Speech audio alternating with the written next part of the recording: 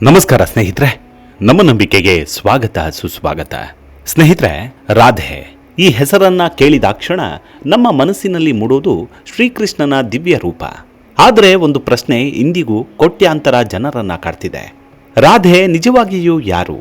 ಆಕೆ ಕೇವಲ ಕೃಷ್ಣನ ಪ್ರೇಯಸಿಯ ಅಥವಾ ಆ ತಾಯಿ ಸ್ವತಃ ದೈವಿಕ ಶಕ್ತಿಯ ಅವತಾರವ ಅನ್ನೋದು? ಇನ್ನೊಂದು ಅಚ್ಚರಿಯ ಸಂಗತಿ ಏನಂದ್ರೆ, ಶ್ರೀಕೃಷ್ಣನ ಬಾಲ್ಯದ ಅನೇಕ ಕಥೆಗಳಲ್ಲಿ ರಾಧೆಯ ಹೆಸರು ಕೇಳಿಬಂದರೂ ಮಹಾಭಾರತದಲ್ಲಿ ಆಕೆಯ ಉಲ್ಲೇಖ ಬಹಳ ಕಡಿಮೆ. ಹಾಗಾದರೆ ರಾಧೆಯ ನಿಜವಾದ ಇತಿಹಾಸವೇನು? ಆಕೆ ಜನಿಸಿದ್ದೆಲ್ಲಿ? ಕೃಷ್ಣನಿಗಿಂತ ವಯಸ್ಸಿನಲ್ಲಿ ದೊಡ್ಡವಳಾಗಿದ್ದಳ? ಇವರಿಬ್ಬರ ವಿವಾಹ ಯಾಕೆ ನಡೆಯಲಿಲ್ಲ? ಆದರೂ ರಾಧಾ ಕೃಷ್ಣ ಎಂದು ಒಂದೇ ಉಸಿರಿನಂತೆ ಯಾಕೆ ಪೂಜಿಸಲಾಗತ್ತೆ? ಈ ಪ್ರಶ್ನೆಗಳಿಗೆ ಉತ್ತರ ಹುಡುಕಿದಾಗ ನಮಗೆ ಸಿಗುವುದು ಕೇವಲ ಒಂದು ಪ್ರೇಮ ಕಥೆಯಲ್ಲ, ಆತ್ಮ ಮತ್ತು ಪರಮಾತ್ಮನ ನಡುವಿನ ಶಾಶ್ವತ ಸಂಬಂಧದ ಮಹಾರಹಸ್ಯ. ಬನ್ನಿ ಹಾಗಿದ್ರೆ ಪುರಾಣಗಳು, ವೈಷ್ಣವ ಸಂಪ್ರದಾಯ ಮತ್ತು ಭಕ್ತಿ ಪರಂಪರೆ ಹೇಳುವ ರಾಧೆಯ ನಿಜವಾದ ಕಥೆಯನ್ನ ಈ ಸಂಚಿಕೆಯಲ್ಲಿ ಹೇಳ್ತಾ ಹೋಗ್ತೀನಿ. ಅದಕ್ಕೂ ಮುನ್ನ ನಮ್ಮ ನಂಬಿಕೆಗೆ ನಿಮ್ಮ ಬೆಂಬಲವಿರಲಿ. ಎಲ್ಲ ವಿಧದ ತ್ವಚೆಯ ಸಮಸ್ಯೆಗಳಿಗೆ ಧೀಮಹಿ ಪ್ರಾಡಕ್ಟ್ ರಾಮಬಾಣದಂತೆ ಕೆಲಸ ಮಾಡುತ್ತೆ. ಕೇವಲ 3 ದಿನದಲ್ಲೇ ವ್ಯತ್ಯಾಸ ನೋಡ್ತೀರಾ. ಯಾವುದೇ ಅಡ್ಡ ಪರಿಣಾಮಗಳಿಲ್ಲ. ಕೆಮಿಕಲ್ ರಹಿತವಾದ 16 ನೈಸರ್ಗಿಕ ಪದಾರ್ಥಗಳ ಮಿಶ್ರಣದಿಂದ ತಯಾರಾದ 100% ಆರ್ಗ್ಯಾನಿಕ್ ಧೀಮಹಿ ಪ್ರಾಡಕ್ಟ್. ಹೆಚ್ಚಿನ ಮಾಹಿತಿಗಾಗಿ ಕೆಳಕಂಡ ದೂರವಾಣಿಗೆ ಸಂಪರ್ಕಿಸಿ. ಸ್ನೇಹಿತರೆ, ಭಾರತೀಯ ಸಂಸ್ಕೃತಿಯಲ್ಲಿ ಪ್ರೀತಿಗೆ ಒಂದು ಪವಿತ್ರ ರೂಪವಿದ್ದರೆ ಅದು ರಾಧೆ ಮತ್ತು ಕೃಷ್ಣರ ಪ್ರೀತಿ. ಸಾವಿರಾರು ವರ್ಷಗಳಿಂದ ಈ ಜೋಡಿಯ ಹೆಸರು ಭಕ್ತರ ಹೃದಯದಲ್ಲಿ ನೆಲೆಸಿದೆ.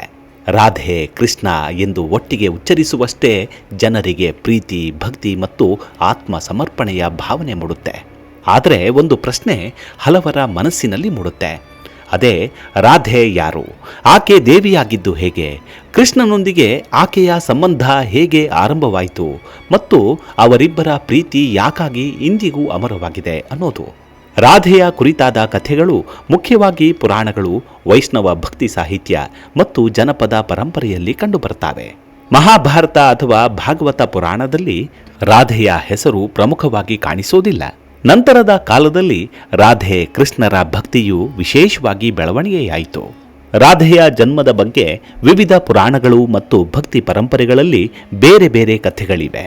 ಕೆಲವು ಗ್ರಂಥಗಳ ಪ್ರಕಾರ ರಾಧೆ ವೃಂದಾವನದ ಬರ್ಸಾನಾ ಎಂಬ ಊರಲ್ಲಿ ವೃಷಭಾನು ಮತ್ತು ಕೀರ್ತಿ ದೇವಿಯ ಪುತ್ರಿಯಾಗಿ ಜನಿಸ್ತಾಳೆ. ಆದ್ದರಿಂದಲೇ ಆಕೆಯನ್ನ ವೃಷಭಾನು ನಂದಿನಿ ಎಂದು ಕರೀತಾರೆ. ಇನ್ನೊಂದು ನಂಬಿಕೆಯ ಪ್ರಕಾರ ರಾಧೆ ಸಾಮಾನ್ಯ ಮನುಷ್ಯಳಲ್ಲ. ಆಕೆ ಶ್ರೀ ಮಹಾಲಕ್ಷ್ಮಿಯ ಅವತಾರ ಅಥವಾ ಶ್ರೀಕೃಷ್ಣನ ಆಂತರಿಕ ದೈವಿಕ ಶಕ್ತಿಯಾದ ಹ್ಲಾದಿನಿ ಶಕ್ತಿಯ ಸ್ವರೂಪ. ಅಂದರೆ ಕೃಷ್ಣನು ಪರಮಾತ್ಮನಾದರೆ ರಾಧೆ ಆತನ ದಿವ್ಯ ಪ್ರೇಮ ಶಕ್ತಿಯ ರೂಪವೆಂದು ವೈಷ್ಣವ ಸಂಪ್ರದಾಯ ಹೇಳುತ್ತೆ. ಅದಕ್ಕಾಗಿಯೇ ಅನೇಕ ಭಕ್ತರು ರಾಧೆಯನ್ನ ಕೇವಲ ಕೃಷ್ಣನ ಪ್ರಿಯತಮೆಯಾಗಿ ಮಾತ್ರವಲ್ಲ, ದೇವಿಯಾಗಿಯೂ ಪೂಜಿಸ್ತಾರೆ. ಅಷ್ಟಕ್ಕೂ ರಾಧೆ ಮತ್ತು ಕೃಷ್ಣನ ಮೊದಲ ಭೇಟಿಯಾಗಿದ್ದೆಲ್ಲಿ ಅನ್ನೋ ವಿವರಣೆಯನ್ನ ನೋಡಿದ್ರೆ, ವೃಂದಾವನದಲ್ಲಿ ಬಾಲಕೃಷ್ಣನು ಗೋವುಗಳನ್ನು ಮೇಯಿಸುತ್ತಾ ಗೋಪಾಲಕರೊಂದಿಗೆ ಆಟವಾಡುತ್ತಾ ಬೆಳೆದ. ಅದೇ ಪ್ರದೇಶದಲ್ಲಿ ರಾಧೆಯು ವಾಸಿಸ್ತಿದ್ಲು. ಬಾಲ್ಯದಲ್ಲಿಯೇ ಇವರಿಬ್ಬರಿಗೂ ಪರಿಚಯವಾಯಿತು ಎಂದು ಭಕ್ತಿ ಸಾಹಿತ್ಯ ಹೇಳುತ್ತೆ.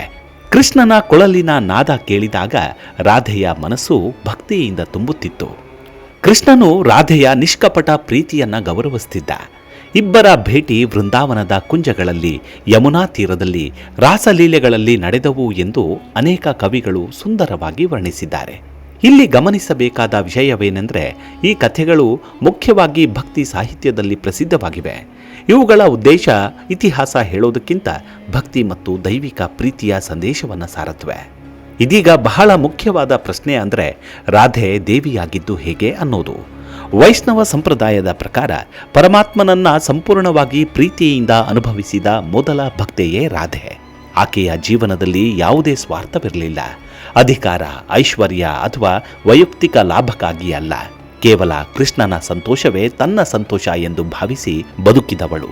ಭಕ್ತಿ ತತ್ವದಲ್ಲಿ ಈ ಪ್ರೀತಿಯನ್ನ ನಿಷ್ಕಾಮ ಭಕ್ತಿ ಎಂದು ಕರೀತಾರೆ.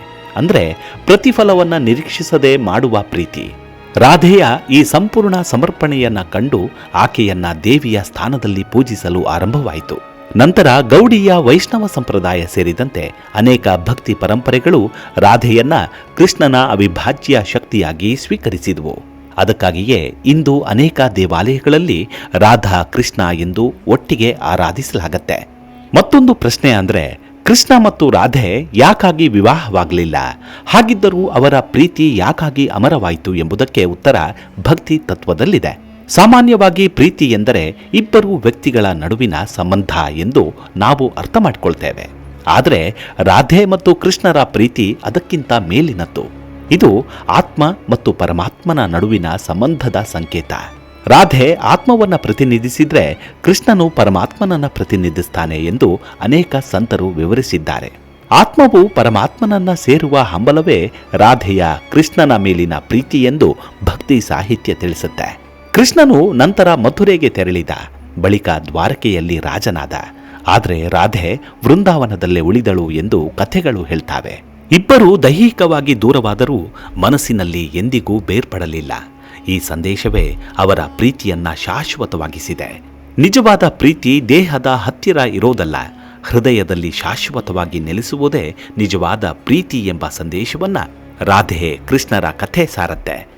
ಅದಕ್ಕಾಗಿಯೇ ಇಂದಿಗೂ ಭಕ್ತರು ಮೊದಲು ರಾಧೆ ಎಂದು ನಂತರ ಕೃಷ್ಣ ಎಂದು ಉಚ್ಚರಿಸ್ತಾರೆ. ಅನೇಕ ಭಕ್ತಿ ಸಂಪ್ರದಾಯಗಳ ಪ್ರಕಾರ ರಾಧೆಯ ಕೃಪೆಯ ಮೂಲಕವೇ ಕೃಷ್ಣನ ಕೃಪೆ ಸುಲಭವಾಗಿ ದೊರೆಯುತ್ತದೆ ಎಂಬ ನಂಬಿಕೆ ಇದೆ. ಕವಿಗಳು, ಸಂಗೀತಗಾರರು ಮತ್ತು ಸಂತರು ರಾಧೆ ಕೃಷ್ಣರ ಪ್ರೀತಿಯನ್ನ ಅನೇಕ ಕಾವ್ಯ, ಭಜನೆ ಮತ್ತು ಕೀರ್ತನೆಗಳಲ್ಲಿ ಅಮರಗೊಳಿಸಿದ್ದಾರೆ. ಜಯದೇವರ ಗೀತ ಗೋವಿಂದ, ಸೂರದಾಸರ ಪದಗಳು, ಮೀರಾಬಾಯಿಯ ಭಕ್ತಿ ಗೀತೆಗಳು ಹಾಗೂ ಅನೇಕ ವೈಷ್ಣವ ಕವಿಗಳ ಸಾಹಿತ್ಯದಲ್ಲಿ ರಾಧೆಯ ಭಕ್ತಿ ಅತ್ಯುನ್ನತ ಸ್ಥಾನವನ್ನು ಪಡೆದಿದೆ. ಹೀಗಾಗಿ ರಾಧೆಯ ಮಹತ್ವವು ಕೇವಲ ಒಂದು ಪಾತ್ರದ ಮಹತ್ವವಲ್ಲ. ಆಕೆ ಭಕ್ತಿಯ ಪ್ರತೀಕ, ಆಕೆ ನಿಷ್ಕಾಮ ಪ್ರೀತಿಯ ಪ್ರತೀಕ, ಆಕೆ ಆತ್ಮ ಸಮರ್ಪಣೆಯ ಪ್ರತೀಕ, ಆಕೆ ದೈವವನ್ನ ಪ್ರೀತಿಯಿಂದ ಪಡೆಯಬಹುದು ಎಂಬ ಸಂದೇಶದ ಪ್ರತೀಕ. ಹೀಗೆ ಯಮುನಾ ನದಿಯ ದಡ, ಮುಂಜಾನೆಯ ಮಂಜು, ಹಸಿರಿನಿಂದ ಕಂಗೊಳಿಸುವ ವೃಂದಾವನ, ಗೋವುಗಳ ಗಂಟೆಗಳ ನಾದ, ಕೊಳಲಿನ ಮಧುರವಾದ ಸ್ವರ, ಈ ಎಲ್ಲದರ ಮಧ್ಯೆ ಅರಳಿದ ಒಂದು ದಿವ್ಯ ಪ್ರೇಮ ಕಥೆ, ಅದು ರಾಧಾ ಮತ್ತು ಕೃಷ್ಣರ ಕಥೆ. ವೈಷ್ಣವ ಭಕ್ತಿ ಪರಂಪರೆ ಮತ್ತು ನಂತರದ ಭಕ್ತಿ ಸಾಹಿತ್ಯದ ಪ್ರಕಾರ ರಾಧೆ ಬಾಲ್ಯದಿಂದಲೇ ಕೃಷ್ಣನತ್ತ ಅಪಾರ ಆತ್ಮೀಯತೆಯನ್ನು ಹೊಂದಿದ್ಲು. ಕೃಷ್ಣನು ಗೋಕುಲದಲ್ಲಿ ತನ್ನ ಬಾಲಲೀಲೆಗಳನ್ನು ನಡೆಸುತ್ತಿದ್ದಾಗ ವೃಂದಾವನದ ಗೋಪಿಕೆಯರೊಂದಿಗೆ ಬೆರೆತು ಬೆಳೆದ. ಅವರಲ್ಲಿ ರಾಧೆಯ ಸ್ಥಾನ ವಿಶಿಷ್ಟವಾಗಿತ್ತು ಎಂದು ಭಕ್ತರು ನಂಬ್ತಾರೆ. ರಾಧೆ ಕೃಷ್ಣನನ್ನ ಮೊದಲ ಬಾರಿ ಕಂಡ ಕ್ಷಣದಿಂದಲೇ ಅವಳ ಮನಸ್ಸಿನಲ್ಲಿ ವರ್ಣಿಸಲಾಗದ ಆನಂದ ಮೂಡಿತು. ಕೃಷ್ಣನ ಕೊಳಲಿನ ನಾದ ಕೇಳಿದರೆ ಸಾಕು, ಆಕೆ ಎಲ್ಲ ಕೆಲಸಗಳನ್ನು ಬಿಟ್ಟು ಆ ಸ್ವರದ ದಿಕ್ಕಿನತ್ತ ಸಾಗ್ತಿದ್ಲು. ಆ ಕೊಳಲು ಕೇವಲ ಸಂಗೀತವಾಗಿರಲಿಲ್ಲ, ಅದು ಆಕೆಯ ಆತ್ಮವನ್ನು ಕರೆಯುವ ದಿವ್ಯ ಆಹ್ವಾನವಾಗಿತ್ತು ಎಂಬುದು ಭಕ್ತಿ ಸಾಹಿತ್ಯದ ಭಾವನೆ. ಬಾಲ್ಯದಲ್ಲಿ ಕೃಷ್ಣನು ತನ್ನ ಗೆಳೆಯರೊಂದಿಗೆ ಗೋವುಗಳನ್ನು ಮೇಯಿಸಲು ಹೋಗುತ್ತಿದ್ದಾಗ ರಾಧೆ ಮತ್ತಿತರ ಗೋಪಿಕೆಯರು ಅವರಿಗೆ ಹಾಲು, ಮೊಸರು, ಬೆಣ್ಣೆ ತಂದುಕೊಡ್ತಿದ್ರು. ಕೃಷ್ಣನು ಬೆಣ್ಣೆ ಕದಿಯುತ್ತಿದ್ದಾಗ ಯಶೋದೆಯ ಬಳಿ ಗೋಪಿಕೆಯರು ದೂರು ಹೇಳಲು ಹೋಗ್ತಿದ್ರು. ಆದರೆ ರಾಧೆ ಮಾತ್ರ ಕೃಷ್ಣನ ಚೇಷ್ಟೆಗಳನ್ನು ಕಂಡು ನಗುತ್ತಿದ್ದಳು ಎಂದು ಅನೇಕ ಜನಪದ ಕಥೆಗಳು ವರ್ಣಿಸ್ತವೆ. ಕಾಲ ಕಳೆದಂತೆ ಇಬ್ಬರೂ ಯೌವನಕ್ಕೆ ಕಾಲಿಟ್ರು. ವೃಂದಾವನದ ಪ್ರತಿಯೊಂದು ಮರ, ಪ್ರತಿಯೊಂದು ಹೂವು, ಪ್ರತಿಯೊಂದು ಗಾಳಿ ಅವರ ಪ್ರೀತಿಯ ಮೌನ ಸಾಕ್ಷಿಯಾಯಿತು ಎಂದು ಭಕ್ತಿ ಕಾವ್ಯಗಳು ಚಿತ್ರಿಸ್ತವೆ. ಪೂರ್ಣಿಮೆಯ ರಾತ್ರಿ ಯಮುನಾ ತೀರದಲ್ಲಿ ಮೊಳಗುತ್ತಿದ್ದ ಕೃಷ್ಣನ ಕೊಳಲಿನ ನಾದಕ್ಕೆ ಗೋಪಿಕೆಯರು ಧಾವಿಸಿ ಬರ್ತಿದ್ರು. ಆ ರಾಸಲೀಲೆಯ ಕೇಂದ್ರ ಬಿಂದುವಾಗಿ ರಾಧೆಯನ್ನೇ ಅನೇಕ ವೈಷ್ಣವ ಸಂಪ್ರದಾಯಗಳು ಕೊಂಡಾಡ್ತವೆ. ಒಂದು ದಿನ ಕೃಷ್ಣನು ಮಥುರೆಗೆ ತೆರಳಬೇಕಾದ ಸಂದರ್ಭ ಬಂತು. ಆ ಕ್ಷಣ ವೃಂದಾವನವೇ ಮೌನಗೊಂಡಿತ್ತು ಎಂದು ಕವಿಗಳು ವರ್ಣಿಸ್ತಾರೆ. ಕೃಷ್ಣನು ಹೊರಟಾಗ ರಾಧೆ ಕಣ್ಣೀರಿನಿಂದ ಬೀಳ್ಕೊಟ್ಟಳು. ಇಬ್ಬರಿಗೂ ಮತ್ತೆ ವೃಂದಾವನದಲ್ಲಿ ಹಿಂದಿನಂತೆ ಭೇಟಿಯಾಗುವ ಅವಕಾಶ ದೊರೆಯಲಿಲ್ಲ. ಆದರೂ ಅವರ ಪ್ರೀತಿ ಎಂದಿಗೂ ಕೊನೆಗೊಳ್ಳಲಿಲ್ಲ. ಕೃಷ್ಣನು ಎಲ್ಲಿದ್ದರೂ ಅವನ ಹೃದಯದಲ್ಲಿ ರಾಧೆಯ ಸ್ಮರಣೆ ಇತ್ತು. ರಾಧೆಯ ಪ್ರತಿಯೊಂದು ಉಸಿರಿನಲ್ಲೂ ಕೃಷ್ಣನೇ ನೆಲೆಸಿದ್ದ ಎಂದು ಭಕ್ತಿ ಸಾಹಿತ್ಯ ಹೇಳುತ್ತೆ. ಇಂದಿಗೂ ರಾಧೆ ಕೃಷ್ಣ ಎಂದು ಒಂದೇ ಉಸಿರಿನಲ್ಲಿ ಉಚ್ಚರಿಸಲಾಗುವುದು ಇದೇ ಕಾರಣಕ್ಕೆ ಎಂದು ಭಕ್ತರು ನಂಬ್ತಾರೆ. ರಾಧೆಯ ಪ್ರೀತಿ ಸಾನ್ನಿಧ್ಯವನ್ನು ಬಯಸಲಿಲ್ಲ, ಅದು ಸಂಪೂರ್ಣ ಸಮರ್ಪಣೆಯನ್ನ ಮಾತ್ರ ತಿಳಿದಿತ್ತು. ಆದ್ದರಿಂದಲೇ ರಾಧೆ ಕೇವಲ ಒಂದು ಪಾತ್ರವಲ್ಲ, ಭಕ್ತಿಯ ಶ್ರೇಷ್ಠ ರೂಪ, ಪ್ರೀತಿಯ ಪರಮಾವಧಿ ಮತ್ತು ಕೃಷ್ಣನ ಅನಂತ ಕರುಣೆಯ ಪ್ರತೀಕವಾಗಿ ಭಾರತೀಯ ಸಂಸ್ಕೃತಿಯಲ್ಲಿ ಅಮರಳಾಗಿದ್ದಾಳೆ. ರಾಧೆ ಮತ್ತು ಕೃಷ್ಣರ ಕಥೆಯನ್ನ ಕೇವಲ ಪ್ರೇಮ ಕಥೆಯಾಗಿ ನೋಡುವುದಕ್ಕಿಂತ ಭಕ್ತಿ, ತ್ಯಾಗ, ನಂಬಿಕೆ ಮತ್ತು ಆತ್ಮೀಯತೆಯ ಸಂಕೇತವಾಗಿ ನೋಡಿದಾಗ ಅದರ ನಿಜವಾದ ಅರ್ಥ ತಿಳಿಯುತ್ತೆ. ಅವರಿಬ್ಬರ ಪ್ರೀತಿ ಇತಿಹಾಸದ ಒಂದು ಘಟನೆಯಾಗಿ ಮಾತ್ರ ಉಳಿಯಲಿಲ್ಲ.